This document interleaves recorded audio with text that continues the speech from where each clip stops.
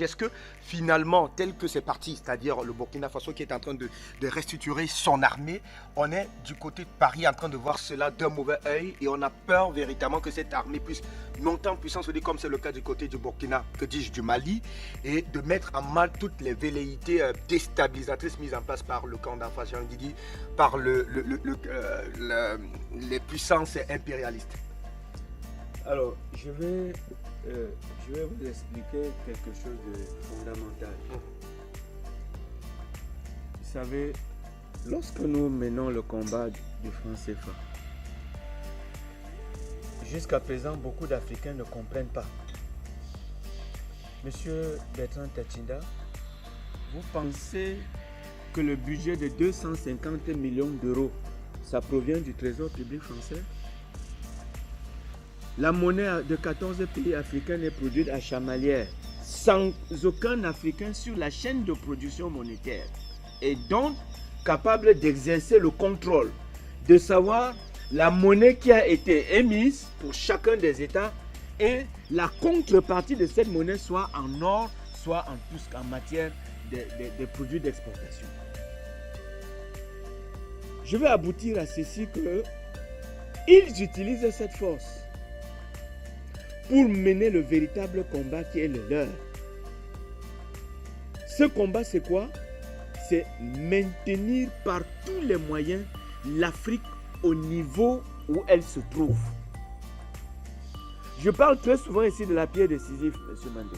C'est-à-dire, les États africains sont condamnés par la France et les autres à rouler une pierre du bas-fond jusqu'au sommet d'une colline, et une fois au sommet de la colline, pensant avoir atteint l'objectif, la pierre redescend à la base et il faut recommencer le boulot. Et lorsqu'ils nous tiennent dans cette situation misérable, il faut des éléments pour continuer à maintenir le statu quo, pour continuer à tenir les Africains de façon à ce qu'ils ne puissent pas se développer. Mais RFI et France 24 n'ont pas de journalistes, sont des barbouzes.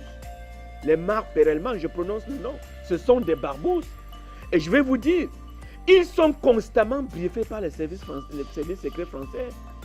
Ce sont les services secrets français qui préparent très souvent les interviews, qui leur disent que vous allez poser telle question à tel chef d'État, qui leur dit que vous allez diffuser telle information à destination du Burkina Faso, qui leur dit interviewer ce terroriste qui va dire un certain nombre de choses dans le but pour nous de faire savoir au Burkina Faso que le mouvement citoyen qui enrôle les citoyens, les patriotes citoyens, est un mouvement qui est voué aux gémonies, qui est voué à l'échec, qui ne peut pas prospérer.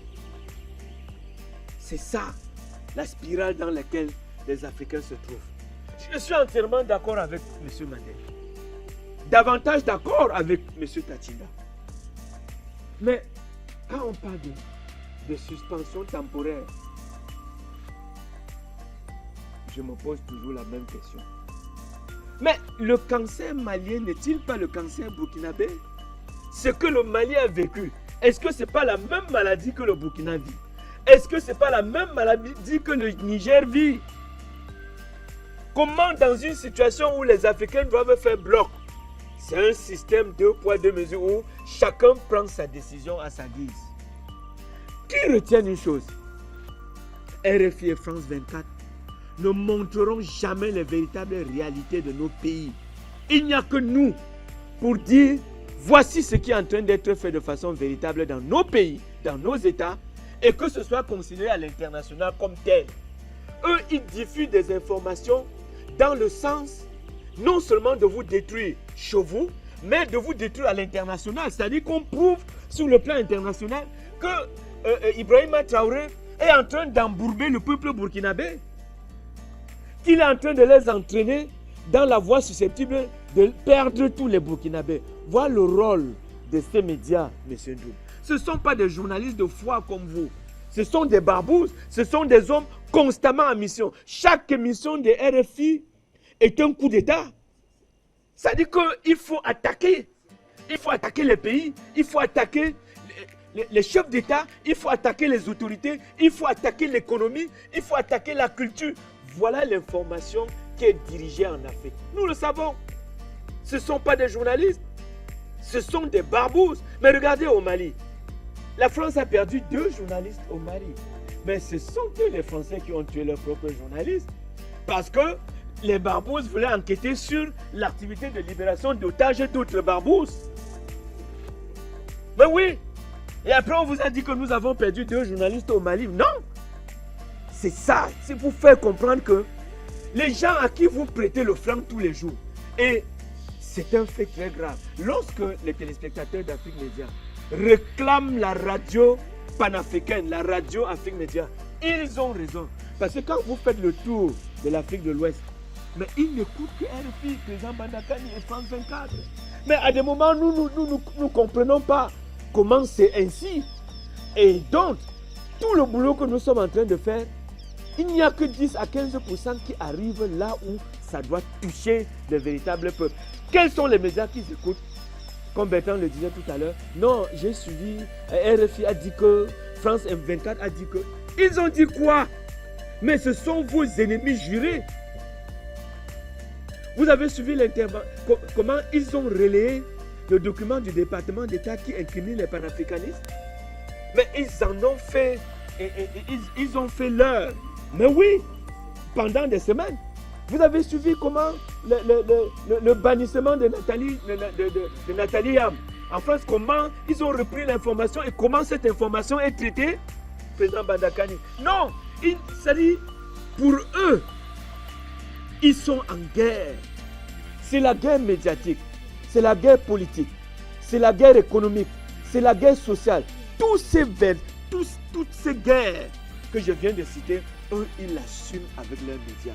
Et leurs médias ne peuvent pas manquer de financement puisqu'ils produisent la monnaie de 14 pays chez eux sans contrôle. Donc, ils vont à cet endroit, ils puissent une quantité, ils mettent à la disposition de ces médias qui travaillent pour eux. Et on les briefe dans les services de renseignement. On leur dit, écoutez, tout ce financement, ça provient du CFA que nous produisons à Chamalières. Vous n'entendrez jamais le débat sur le franc CFA à France 24 ou à RFI. Jamais. Jamais. Puisque c'est fait à Chamalières, on puise une quantité pour les faire vivre. On puise une quantité pour supporter ce que je peux appeler la sécurité sociale dans leur pays. Et on puise une quantité pour déstabiliser les peuples. Donc pour nous, dire au Burkina Faso que la suspension est temporaire, ça nous surprend. D'ailleurs, lorsque j'ai suivi l'intervention du capitaine Ibrahima à RFI en exclusif, je me suis posé mille et une questions. Mais il faut des gens à leur côté pour leur dire que vos ennemis jurés, c'est eux. Eux, ils viennent réaliser des interviews avec vous et les pieds croisés. C'est-à-dire qu'en Afrique, ils vous disent que nous sommes au marigot de papa. Quand on est au marigot de papa, on n'a pas d'égard à prendre pour ceux qui sont à côté de marigot, puisque le marigot nous appartient. Ils croisent des pieds, ils vous font de l'interview, ils vous posent des questions sur la couleur des dessous de vos épouses. Et après, quand nous, on parle, on va dire non, Afrique Média, ils sont en train de bavarder, qu'ils sont en train de chahuter. Il faut faire attention. Donc pour nous, ce sont des médias qui doivent être interdits. Vous avez vu la facilité avec laquelle Russia Today et Sputnik ont été bannis en France, en Europe. C'est-à-dire que pour eux, c'est un jeu d'enfant. Oh mais quelle loi? Quelle loi? La loi n'existe que pour eux. Et voilà. Lorsque les intérêts sont en jeu, on n'en parle pas. Et les Africains vont écouter ces médias comme des textes sacrés. Ils vont les écouter à longueur de journée.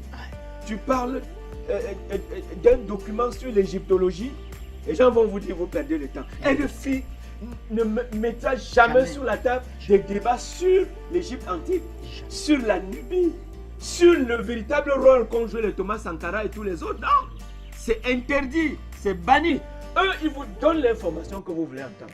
Ils vous disent, le mouvement citoyen qui au Burkina Faso enrôle les enfants dans l'armée, c'est la chair à canon pour les terroristes.